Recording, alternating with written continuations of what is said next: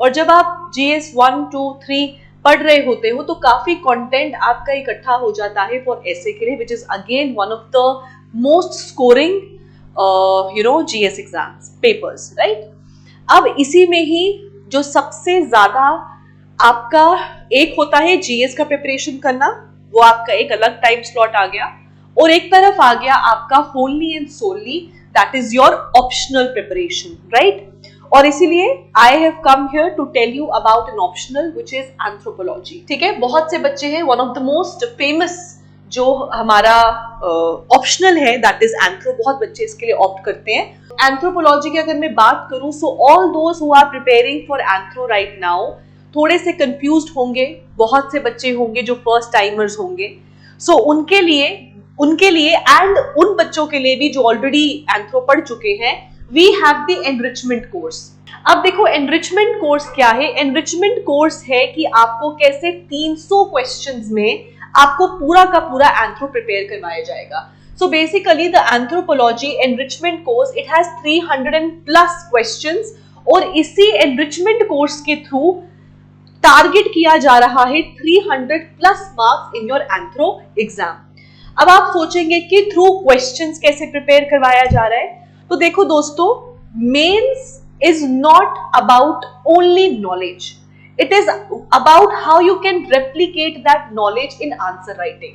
कोई फायदा नहीं है अगर आपको सब कुछ आता है बट आप उसको लिख नहीं पाओ तो, ठीक है। So right now main focus is answer writing. If you know you write, if you don't know you write more, that is the only talisman right now।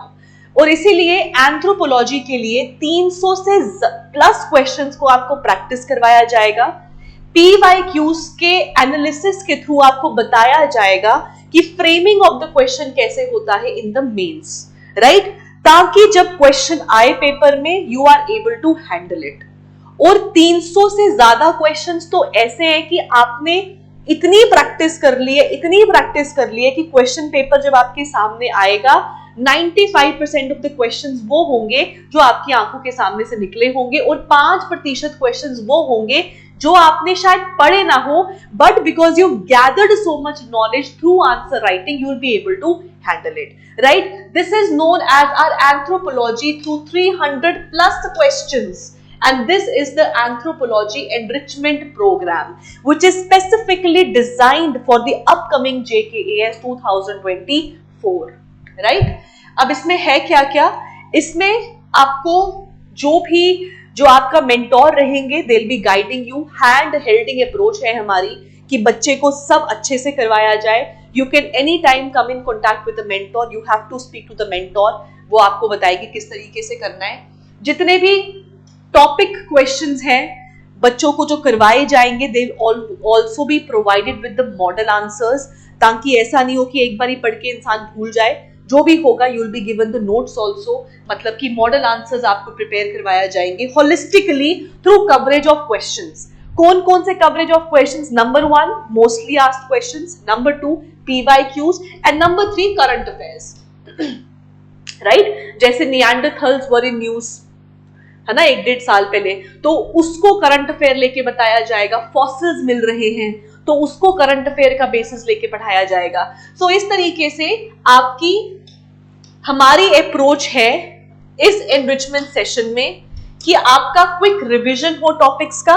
Enrichment है so you have value additions, and of course when you write you develop the art of answer writing. ये एक कला है, पढ़ सब लेते हैं, लिखने में कला चाहिए, और वो कला डेवलप आपकी 300 से ज्यादा क्वेश्चंस के बाद अपने आप डेवलप हो जाएगी।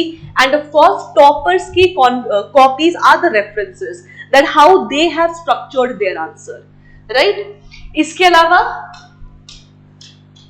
जो लेक्चर्स है they are based on the PYQ trend analysis. You have quick revision of topics, you know what to read what not to read. जो भी टॉपिक आपको मिस आउट हुआ होगा वो क्वेश्चंस के थ्रू जो है आपका पूरा का पूरा हो जाएगा। एंड सबसे important is the structuring of the anthro questions, कि आपको स्ट्रक्चर कैसे करना है वो आएगा। क्योंकि पेपर में ना बहुत बच्चे कंफ्यूज हो जाते हैं कि इंट्रो क्या लिखे, कंक्लूजन क्या लिखे। बॉडी मोस्टली पता होती है, जिनको आता है ना आंसर उनको बॉडी पता होती है, बट इंट्रोडक्शन में क्या डालना है, कंक्लूजन में क्या डालना है, वो कंफ्यूज हो जाते हैं। तो जब आपने इतने क्वेश्चन लिखे होंगे, आपके ऑलरेडी काफी क्वेश्चंस के इंट्रोडक्शन एंड कंक्लूजन्स बने होंगे. So this is how you going to do it, right?